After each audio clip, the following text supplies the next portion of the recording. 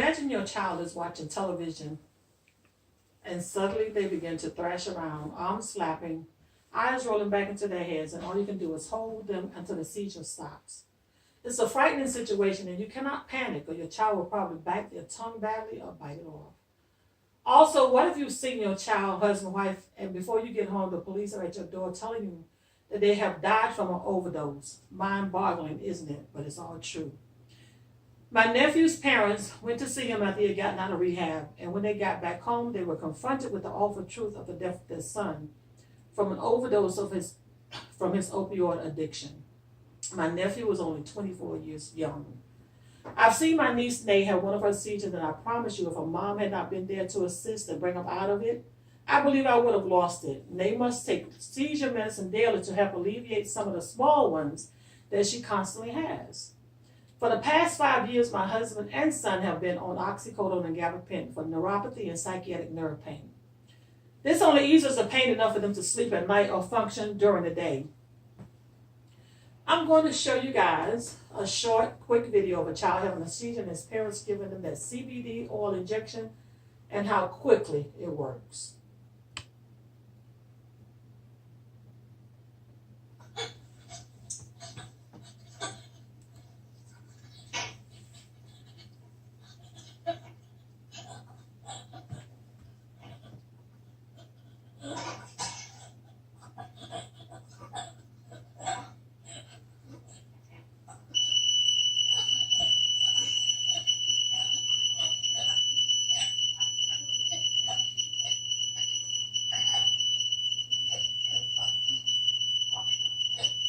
There you go, buddy.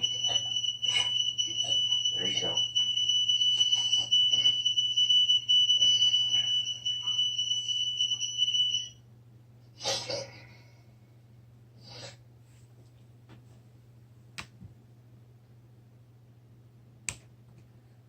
I don't own the copyright to that video, but I thought it would be an awesome visual. The need for marijuana and CBD research and study is detrimental. My son's hands hurt so much sometimes that he cries until the pain medicine kicks in. The same for my husband. When his side is beginning to hurt and his feet start burning and won't stop, and they are no longer able to live the life they were accustomed to any longer as the pain regulates their days and their nights. There have been those who have gone before Congress and testified to the opioid abuse and how it's getting worse. Dr. Nora Volkow stated during her appearance as a witness before the Senate Caucus on International Narcotics Control that the opioid abuse prescribed and unprescribed numbers have increased.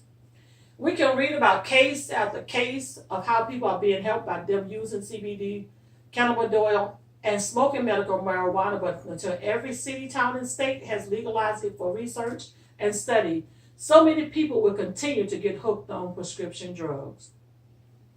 It's time to speak up and be heard. The last time I spoke about this topic, I spoke of a little girl named Charlotte, who was diagnosed with Dravet syndrome, a severe form of epilepsy. Her mom started her on a high concentration of CBD THC, and Charlotte was successfully weaned from her other anti-epileptic drugs. This was reported by Edward May and Paige Fiji in the Epilepsy Journal. There are so many articles on the use of medical marijuana as treatment of chronic pain and other medical problems.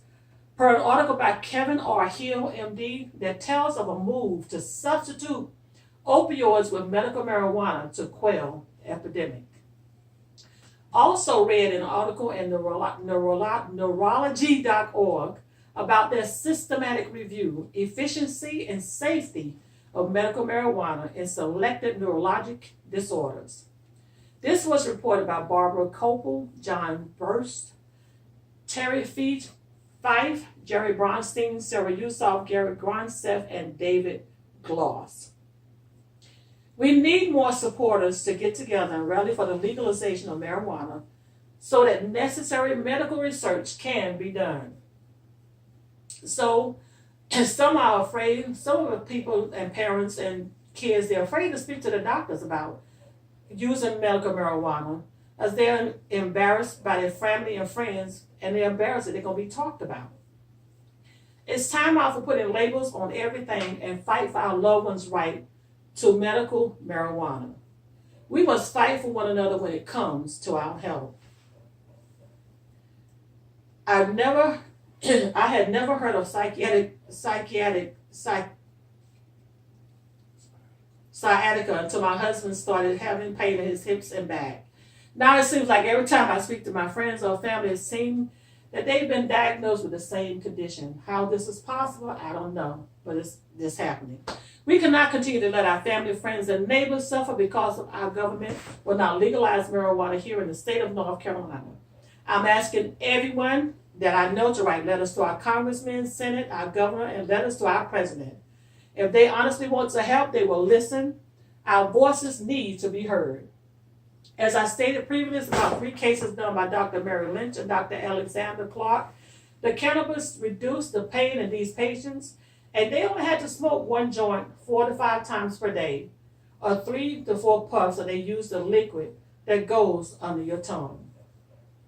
To control the pain in our bodies, we need a drug that's not as addictive as oxycodone, morphine, gabapentin, and other prescribed pain relievers that can be used by the elderly, our children, and adults.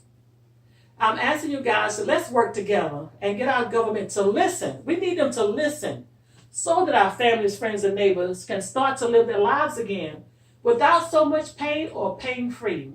And I believe that medical marijuana would do just that. Again, I'm asking you all to take some action. Write letters for me. Make phone calls. And even word of mouth about the legalization of medical marijuana.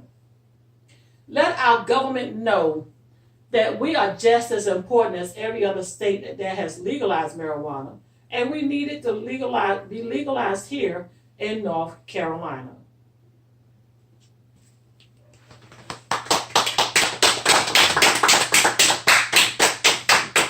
Did it this time.